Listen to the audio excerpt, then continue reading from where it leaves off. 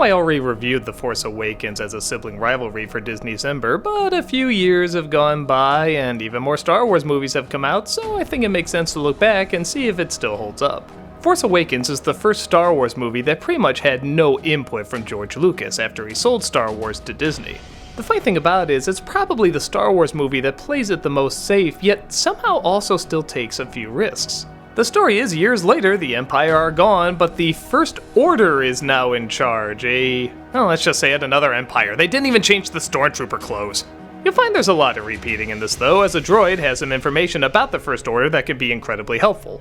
An escaped pilot named Poe and the next Stormtrooper named Finn escape the First Order and get to, what a shock, a desert planet. They come across a poor young person who doesn't know her family and coincidentally happens to be really strong with the Force, and she's being hunted by a dark masked entity. The race is on to get the droid to the rebellion while also getting help from Han Solo and Chewie. Wow, didn't even need to change the names on that one. So yeah, as everyone has said before, this is pretty much a retread of New Hope, and I'd be lying if I said I wasn't exactly a big fan of that. While what actually happens in the movie is a little too familiar, the setup is actually kinda different. Details that some fans might find upsetting, other fans find actually kind of intriguing and good at continuing the story.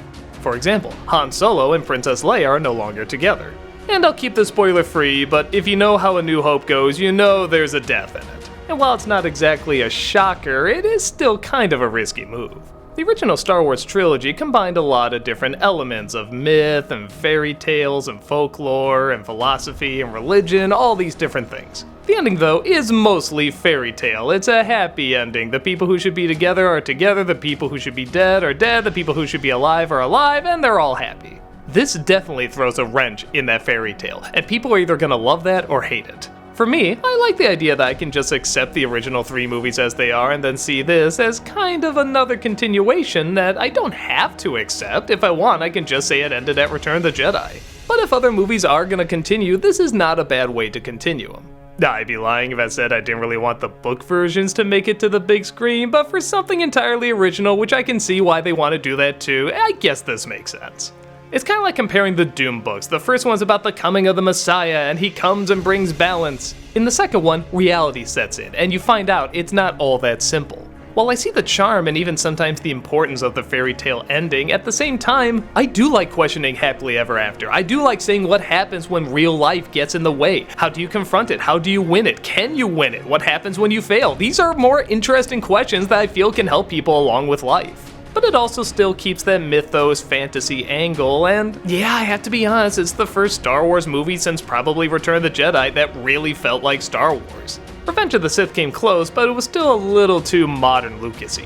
This had a lot of practical effects, this had a lot of dirt on everything, this had stuff that was really there, and aliens with interesting identities, and people with interesting identities, and they were charming and they were funny. They had mystery set up, they had villains that were complex. I wanted to see where everything was going with these characters. And as I said in my Nostalgia Critic review, I think that's why there was so much repeating, to show that they can do a Star Wars movie. This is Disney now, Lucas is gone, they want to show that they can do this right. But again, there are still just enough risks taken that it did keep my interest, and I did want to know where the movies were going. If I saw any of the prequels on their own, I wouldn't care what was in the next film. But if I saw this on its own, I would have to know what happens next. One of the things that surprised me the most about this movie was Harrison Ford as Han Solo. I don't know how to put this nicely, but the past few years, Harrison Ford hasn't exactly been that amazing an actor.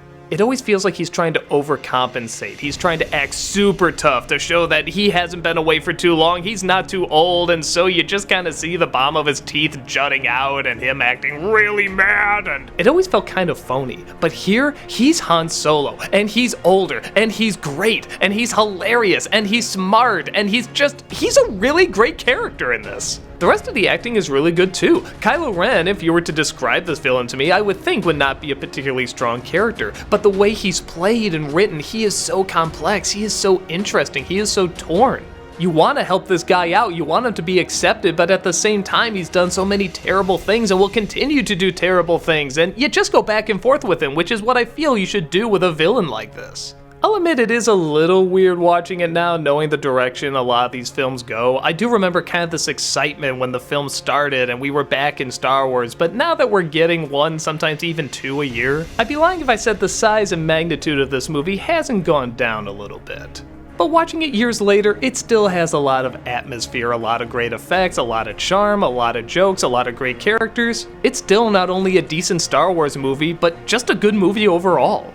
It's entertaining, it's action-packed, it's got some great effects, it's got a lot of imagination.